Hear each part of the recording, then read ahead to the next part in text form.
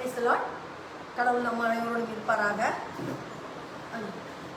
இன்றைக்கான வார்த்தையாகும். இன்றைக்கான வார்த்தை சங்கீதம் 15:1. கர்த்தாவே, யார் உம்முடைய கூடாரத்தில் தங்குவான்? யார் உம்முடைய பரிசுத்த பர்வதத்தில் வாசம் பண்ணுவான்? யார் உம்முடைய கூடாரத்தில் தங்குவான்? யார் கர்த்தருடைய கூடாரத்தில் தங்கப்படும்? அருமையா போட்டிருக்குது. உத்தமனாய் நடந்து நீதியை நடப்பித்து மனதார சத்தியத்தை பேசுகிறவன் தானே.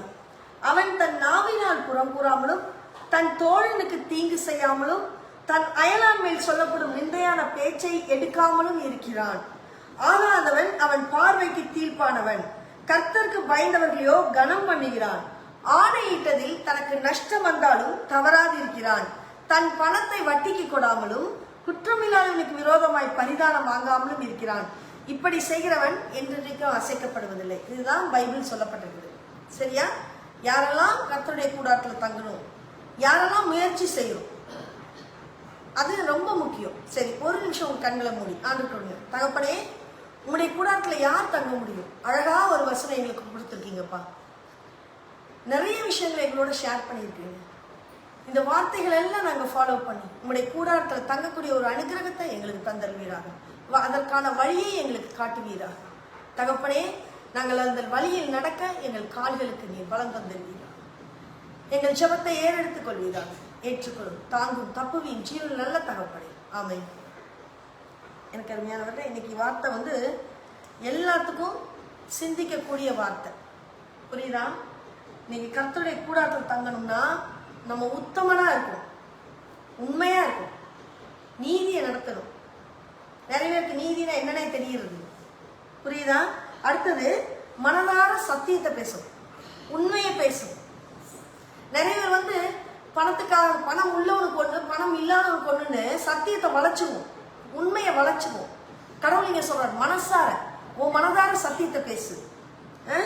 அவன் தன்னோட நாவினால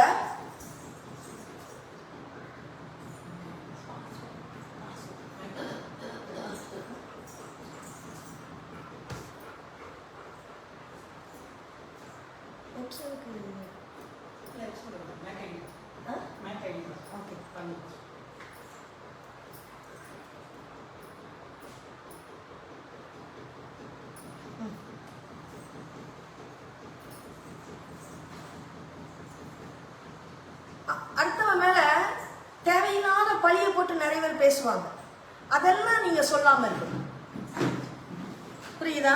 அடுத்தது, ஆகாதவன், இவன் கர்த்தருடைய பார்வைக்கு அநீதியானவன்னா நமக்கு அது தேவையில்லாத விஷயம். புரியுதா? அந்த மாதிரி நிறைய விஷயங்களை கர்த்தர் ஃபாலோ பண்ண சொல்றாரு. அப்போ யாத்ராகமம் 3:1 சொல்லப்பட்டிருக்குது, அவன் ஆடுகளை வனாந்தரத்தின் பின்புறத்திலே ஓட்டி தேவ பர்வதமாகிய ஓரேப் மட்டும் வந்தான். அதாவது மோசே யார் கர்த்தருடைய கூடாரத்தில் நடப்பா? நீங்க ஒருத்தர் பத்தி எடுத்திருக்கிறேன், மோசையை பத்தி எடுத்திருக்கிறேன். மோசே ஆடுகளை வனாந்தரத்தில் நடத்திட்டு ஒரே தேவனுடைய மலையாகிய ஓரேப்ல நிற்கிறார். புரியுதா? இந்த மோசே யார்? இவர் யார்? எப்படிப்பட்டவர்? புரியுதா? இவன் இஸ்ரவேல் மக்களுக்கு தன்னை எப்படி வெளிப்படுத்தப்பட்டான், இவனது குணாதிசயங்கள் என்ன, இதான் இப்ப நம்ம பார்க்க போறோம். சரி, அப்போஸ்தலர் 7ஆம் அதிகாரம் 20-23 வரைக்கும் வாசிச்சீங்கன்னா மோசே எப்படிப்பட்டவர் இருக்குது. மோசே எகிப்தியர்களுடைய சகல சாஸ்திரங்களிலும் கற்பிக்கப்பட்டு வாக்கிலும் செய்கையிலும் வல்லவனானான். இதான் மோசேல எல்லாம் வல்லவன். வாக்கிலும், நல்லா ஞாபகம் வச்சுக்கோங்க, வாக்கிலும் செய்கையிலும் வல்லவனானான். அவனுக்கு 40 வயதான போது, 40 வயது வரைக்கும் அவன் அந்த அரண்மனையில தான் வாழ்ந்திருக்கான், ராஜ மகனாய் வாழ்ந்திருக்கிறான். அவனுக்கு யாதொரு குறையும் இல்லை. எல்லாரும் சல்யூட் எடுக்கிற இடத்துல தான் அவன் 40 வயசு வரைக்கும் அவன் வாழ்ந்திருக்கிறான். திவ்ய சௌந்தரியம் உள்ளவனாய் இருந்திருக்கிறான். 40 வருஷம் அரண்மனை வாழ்க்கை மோசேக்கு. எந்த கஷ்டமும் தெரியாது, எந்த நஷ்டமும் தெரியாது, எந்த வருத்தமும் தெரியாது, எந்த துன்பமும் கிடையாது. அவனுக்கு ஒரு இதுல எடுத்து செல்ல 1000 வேலைக்காரன். ஆனாலும் என்னதான் அரண்மனை வாழ்க்கை வாழ்ந்தாலும் அவனுக்குள்ள நான் ஒரு எபிரேன் என்ற எண்ணம் வந்தது. அப்போ அவனுடைய இன மக்கள் கஷ்டப்பட்டுட்டு இருக்கிறாங்க, அடிமைகளாக்கி இருக்கிறாங்க, கொத்தடிமைகளாக்குறாங்க, அவங்கள அவ்வளவு கஷ்டப்படுத்துறாங்க. இதை அவன் பார்க்கறான்.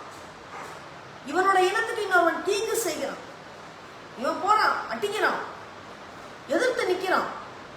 மோசே அவன் கொலை செய்யப்படுகிறான்.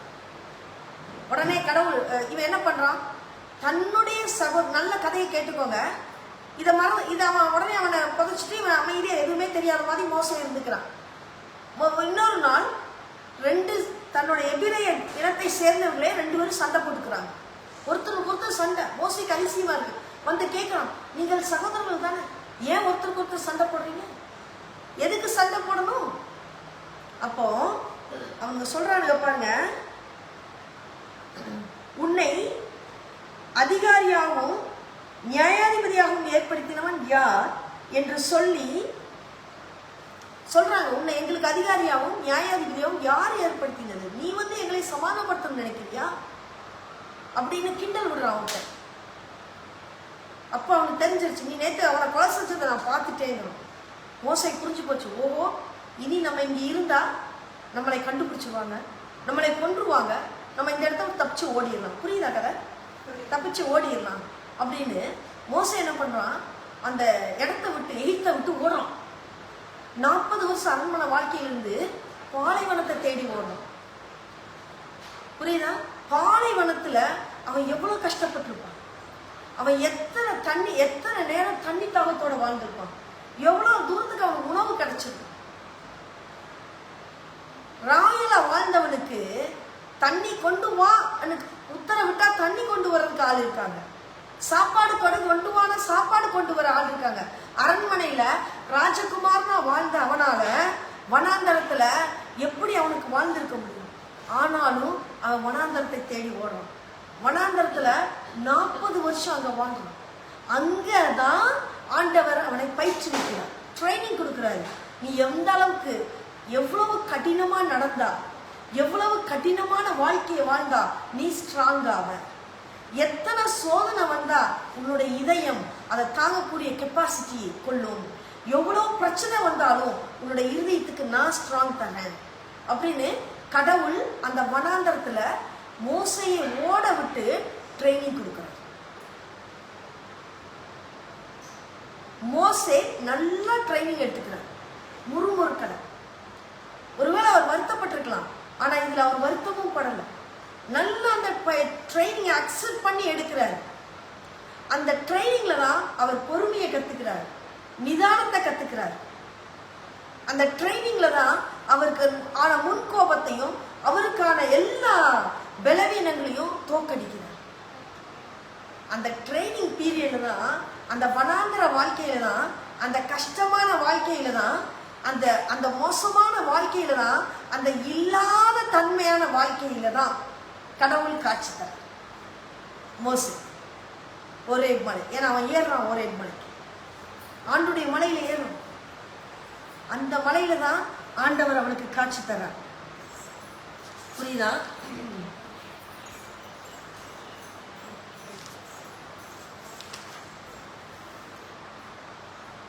அதாவது ஆடு மாடு மேய்ச்சிட்டு இருந்த தாவீது ராஜாவார, ஆனா ராஜாவா இருந்த மோசே ஆடு மாடு மேய்க்க மனதிற்கு பண்ணி வாழ்க்கையில இங்கே ஒரு இது அப்பு, இங்க ஒரு டவுன்.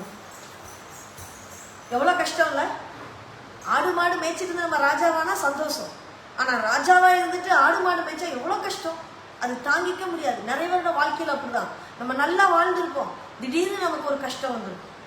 நம்ம நல்ல வேலையில இருந்திருப்போம், திடீர்னு இன்னொரு வேலை வந்து நம்மளை கஷ்டப்படுத்தும். நம்ம நல்ல சந்தோஷமா இருந்திருப்போம், எவனோ ஒருத்தர் பக்கத்துல இருந்து குழி கொண்டிட்டு இருப்பான். நமக்கு எவனோ ஒருத்தர் நம்மளை நல்லா இல்லைன்னு கோழி மூட்டுவான். நம்ம வேலையில நம்மளோட நிம்மதி போகும், நம்ம வேலையில நமக்கான அமைதி போகும். சில நேரம் நம்ம நினைப்போம், எவ்வளவு காலம் தான் நம்ம இப்படி ஓடுறது, எவ்வளவு காலம் நம்ம இந்த ஓட்டத்தை ஓடுறது, டயர்டாயிடும், நமக்கு வருத்தமா இருக்கும். ஏன்னா நம்ம அந்த ஒர்க்குக்கு நமக்கு ரெகக்னிஷன் கிடைக்காது, நம்மளுக்கான அங்கீகாரம் கிடைக்காது, அதனால எந்த பலனும் இல்லை. நம்மளை ஒரு கவனிக்க கூட, நம்ம டயர்டா இருக்கா, ஒர்க்கு சக்சஸ் ஆச்சா, ஓகேவா உனக்குன்னு கூட கேட்கறதுக்கு நமக்கு இன்னைக்கு இந்த உலகத்துல ஆள் இல்லாம இருக்கும். அப்படிதான் மோசே வனாந்தரத்துல ஆள் இல்லாம, சத்தமிட்டாலும் கூட்டு வர்றதுக்கு பக்கத்துல ஆள் இல்லாம எத்தனையோ கஷ்டத்துல வாழ்ந்து வந்த அவருக்கு கடவுள் காட்சி தந்தார். சரி, அவர்கிட்ட இருந்த இந்த 3 விஷயங்கள் நம்ம இப்ப பார்க்க போறோம்.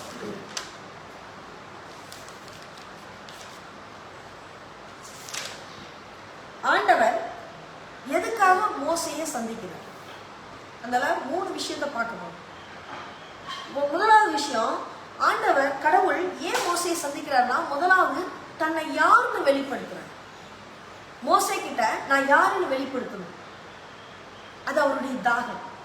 இன்னைக்கு நீங்களும் கஷ்டத்துல இருக்கும்போது கடவுள் உங்ககிட்ட வந்து நான் யாரு தெரியுமா சொல்றாரு, ஒரு குழந்தை மாதிரி சொல்றாரு. கடவுள் என்ன சொல்றாரு தெரியுமா, நான் ஆபிரகாமின், யாத்திரா 3:6 சொல்றாரு, நான் ஆபிரகாமின் தேவன்பா, நான் ஆபிரகாமோட பையன் இருக்கான ஈசாக்கு, அந்த ஈசாக்கின் தேவனும் நான் தான், அப்புறம் யாக்கோபின் தேவனும் நான் தான், இப்படி உன்னுடைய பிதாக்களுடைய அப்பாவுக்கு அப்பா அப்பாவுக்கு அப்பாவுடைய தேவன் நான் தான்.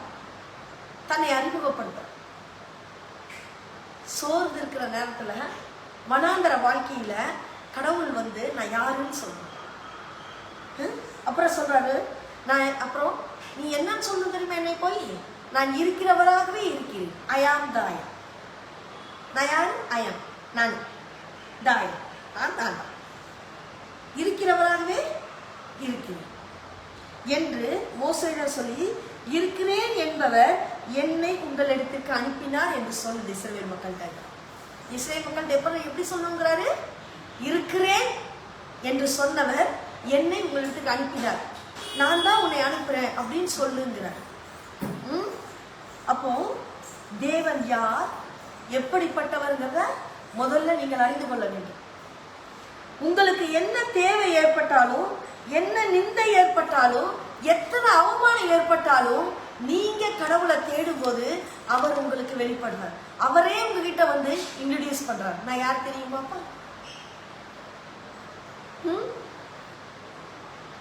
கர்த்தரை சந்தித்த அந்த தருணத்தில் தானே மோசையோட துன்பம், துயரம், எல்லாம் அவமானம், வீழ்ச்சி எல்லாம் மறைஞ்சு போகுது.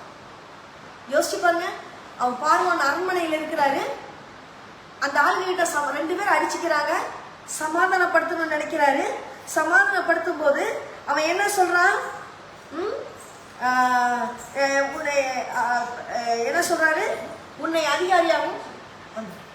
அதிகாரியாகவும் நியாயாதிபதியாகவும் ஏற்படுத்தினவன் யாரு, எங்களுக்கு நீ வரியா அப்படின்னு சொல்றான். ஆனா அந்த அவமானத்தை கடவுள் இங்க வெகுமானமா மாத்துறார். எப்படி, அடிச்சுக்கிட்டவங்ககிட்டயே நான் தான் மோசையாக நான் தான் உங்களை ரட்சிக்க என்னை கடவுள் அனுப்பி இருக்கிறார். அவங்களுக்கு தலைவனா வைக்கிறார். பார்வோனுக்கு தேவனா இருக்கிறார். பார்வோனுக்கு யார் இவர், மோசே தேவன் மாதிரி. புரியுதா, உன்னை அதிகாரியாகவும் நியாயாதிபதியும் ஏற்படுத்தினவன் யார் என்று சொல்லி அவர்கள் மறுதளித்திருந்த இந்த மோசையை தானே, நல்லா கவனிச்சுக்கோங்க, அப்படி மறுதளிச்சவங்க இந்த மோசையை தானே தேவன் முச்செடியில் அவனுக்கு தரிசனமான தூதனாலே தலைவனாகவும் மீட்பனாகவும் ஆக்கினார். எங்க அவமானப்பட்டாலும், எந்த இடத்துல நீங்க அவமானப்படுத்தப்பட்டாலும், உங்களை தலைவனாக, உங்களை மீட்பனாக தேவன் அங்கே உங்களை அங்கீகரிக்கிறார். அங்க உங்களுக்கு ஒரு உயர்வை தர்ற. இவனே அவர்களை அங்கே இருந்து அழைத்து கொண்டு வந்து எகிப்து தேசத்திலையும் சிவந்த சமுத்திரத்திலையும் 40 வருஷ காலமாய் வனாந்தரத்திலையும் அற்புதங்களையும் அடையாளங்களையும் செய்தான். இந்த மோசேதான் இவங்களை எல்லாம் கூட்டிட்டு வந்துட்டு தலைவராய் இருந்து பெரிய பெரிய அற்புதங்கள் அடையாளங்களை எல்லாம் கடவுளை கிருபையினால செய்தார். எங்க அவமானப்படுத்தப்பட்டாலும் அங்கே அற்புதங்களை செய்ய கடவுள் இவனை தலைவனாக்கி. சோ முதல்ல என்ன பண்றாரு, கடவுள் தன்னை யார் என்று வெளிப்படுத்துறார் மோசேக்கு. அடுத்தது என்ன பண்றாருன்னு பாத்தீங்கன்னா, தேவன் தன் இருதயத்தை வெளிப்படுத்துகிறார்.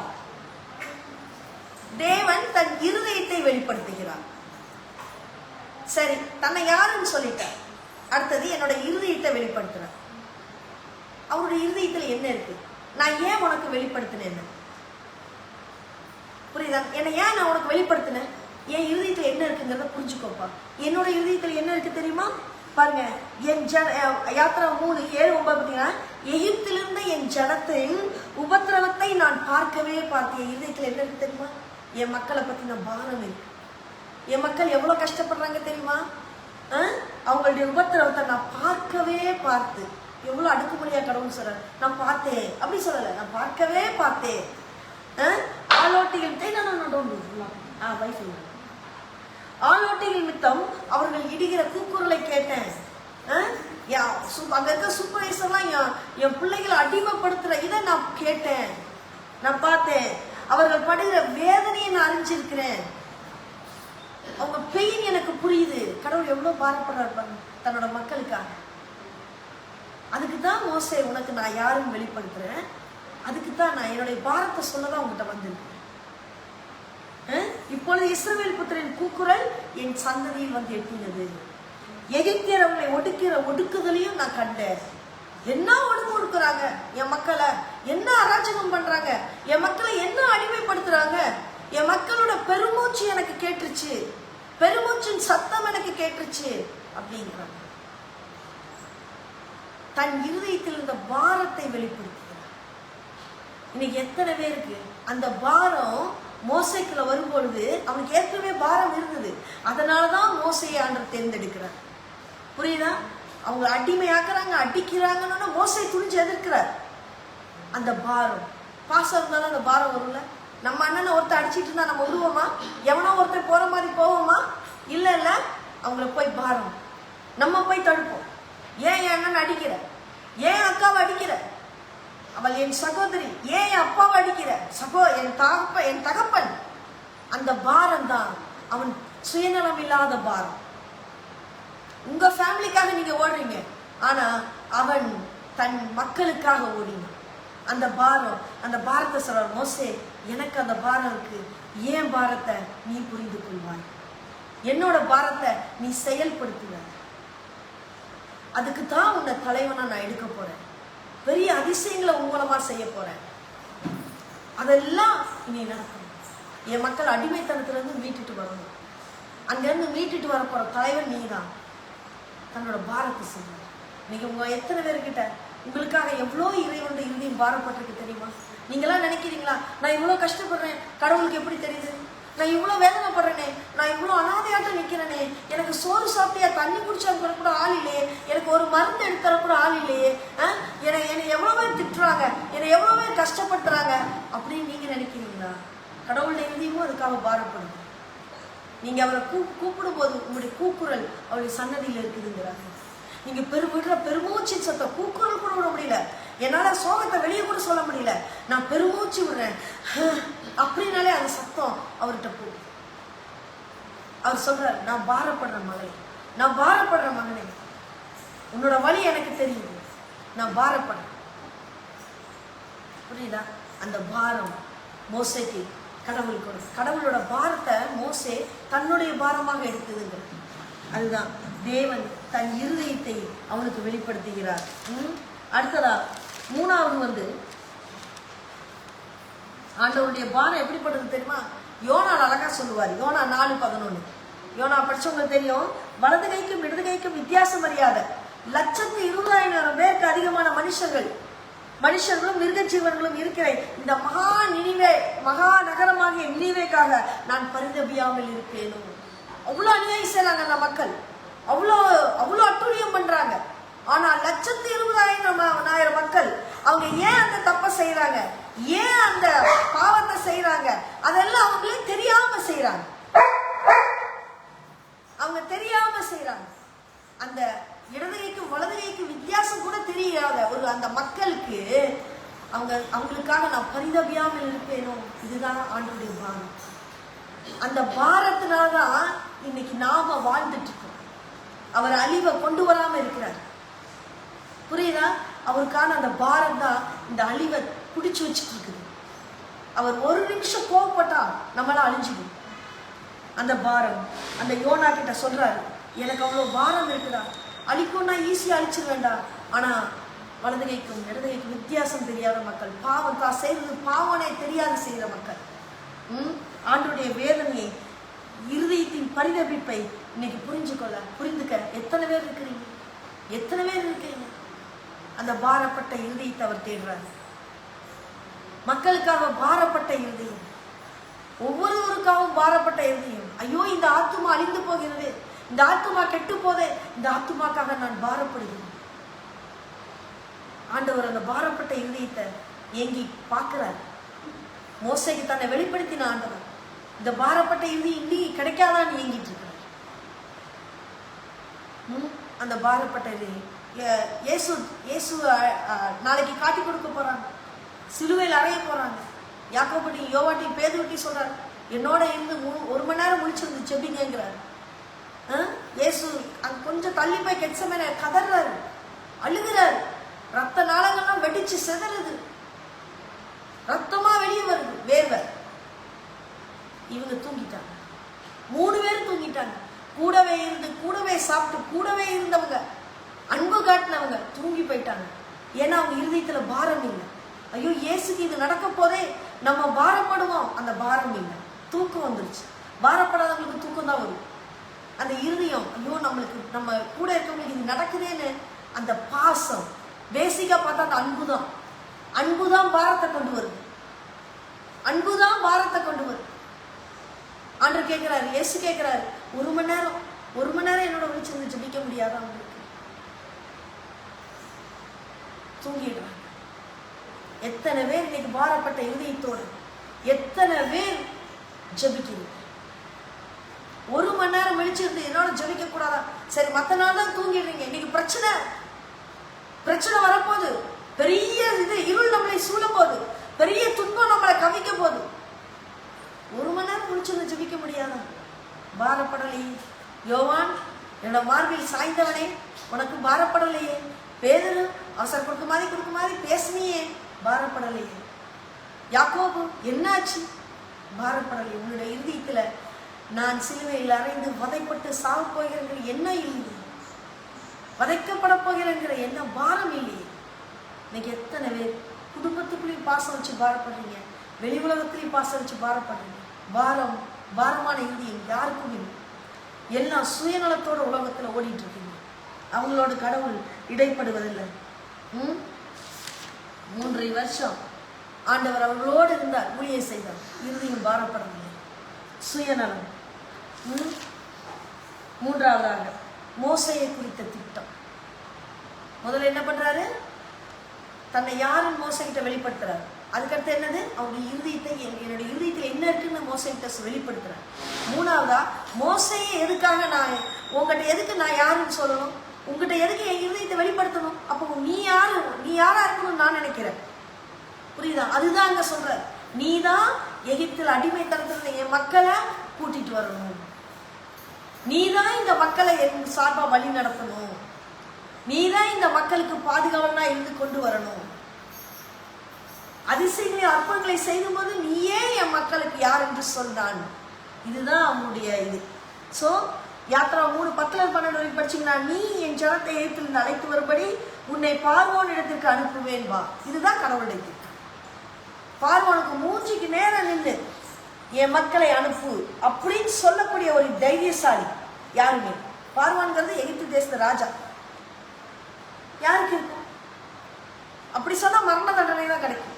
ஆனா அதையும் தாண்டி தைரியமா என் மக்களை அனுப்பு அப்படின்னு சொல்றதுக்கு, அதுக்கு தான் உன்னை தேர்ந்தெடுத்தேன் மோசே. உங்களை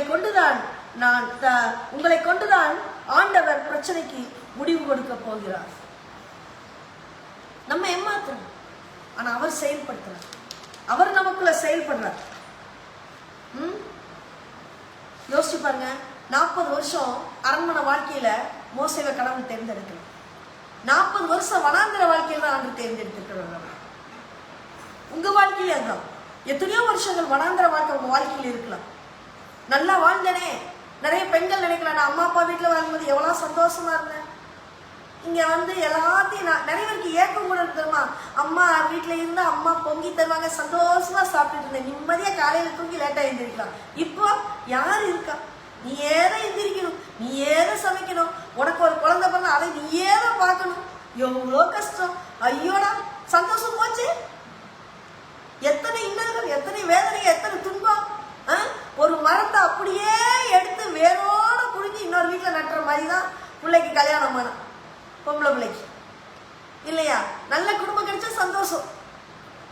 இல்லை அவங்க நல்லவங்களா இருந்து புள்ள கெட்டதா இருந்தால் அதுவும் போச்சு, குடும்பமே போச்சு, எல்லாம் போச்சு. ஸோ அந்த ஒரு வேளை நம்ம வனாந்தரத்தில் இருக்கிறோம், நம்ம இவ்வளோ துன்பப்படுறோம், நம்ம இவ்வளோ வேதனைப்படுறோம் மோசே நினைச்சோம். ஆனால் அந்த தருணத்தில் உன்னுடைய மனதில் உள்ளார்ந்த ஒரு ஆண்டவர்கிட்ட தேடக்கூடிய ஒரு ஏக்கம் வரும் பார்த்தியா, பார்த்தீங்களா? அதில் தான் ஆண்டவர் உங்களுக்கு வெளிப்படுகிறார். தன்னை யார் என்று சொல்கிறார்? பயப்படாத, நானே தேவன், நானே உன்னை படைத்தேன், நானே உனக்கு எல்லாம் செய்வேன், திக்கற்ற பிள்ளைகளின் தகப்பன் நானே. எவ்வளோ வார்த்தைகள், எவ்வளோ வார்த்தை. நீ தண்ணீர்ல நடந்தாலும் வெயில்ல நடந்தாலும் நான் உன்னை காப்பாற்றுவேன்றார். அது எல்லாம் உன்னை சேதப்படுத்தாதுங்கிறார். எவ்வளோ வார்த்தைகளை கடவுள் நமக்கு கொடுத்துருக்கிறார். அதே தான் நம்மளோட வாழ்க்கையில நல்லா நினைங்க. அப்போ மோசையை போன்று கர்த்தருடைய பர்வதத்துக்கு நாம் ஏறணும்னா நம்ம கிட்ட என்ன குணங்கள்லாம் இருக்கக்கூடாது? நம்மளுடைய மனசை பரிசுத்தப்படுத்திக்கணும். பரிசுத்தப்படுத்திக்கணுமா இல்லையா? என்னெல்லாம் சொல்லியிருக்கிறாரு?